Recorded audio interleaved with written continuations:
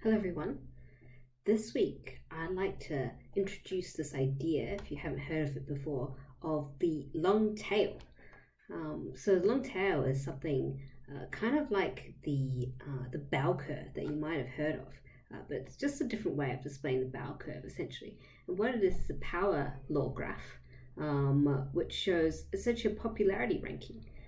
So for example, you have the superstars, so the Michael Jordans or Taylor Swift of the world. Very, very few people that have immense popularity, or the Apple iPhones of the world. And then this tail of niche products that have reducing popularity.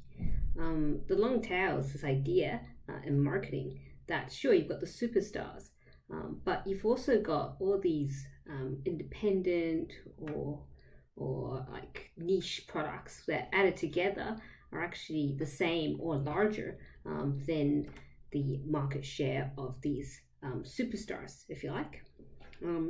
So back in 2006, when I was still in high school and Facebook was still a startup that was 2 years old, someone called Chris Anderson wrote a book called The Long Tail.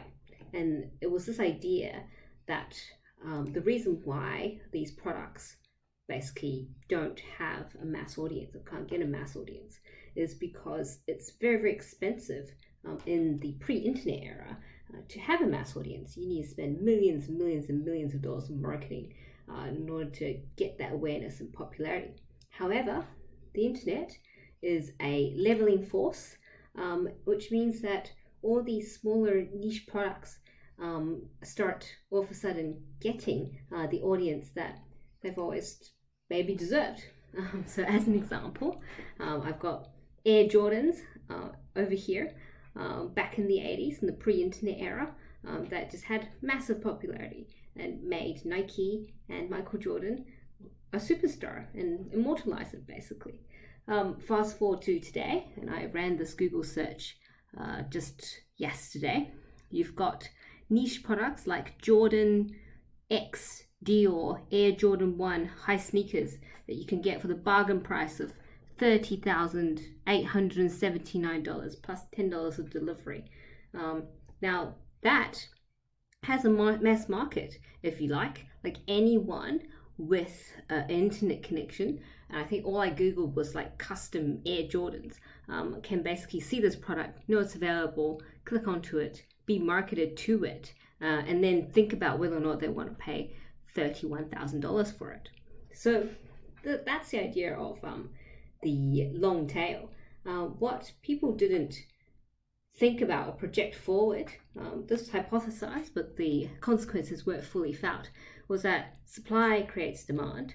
So what's happened now that the internet and social media is so ubiquitous is that the long tail has actually gone from this blue line and has flattened out. So more and more of us has a limited edition something, and the longer end of the tail is actually really fat. And the sales of this kind of, superstar end of the tail has actually dropped off. And the effect of the long tail is actually a lot more diverse than people realize. So down here, I've kind of listed out a few industries that for which the long tail has actually completely changed. So these are just things that I thought of. So the craft beer movement, department stores, craft soda, Supreme, entertainment. There's less people watching fewer blockbusters now. It's hard for a blockbuster to really break out. Instead we have Netflix, craft coffee roasters, and even maybe politics. So what this has meant is that essentially the internet begets a long tail, and now if you don't have the internet and you can't access the long tail, you basically have to adapt to it. Consumer behavior is a lot less predictable across all different avenues. So that is the effect of the long tail. Speak to you soon.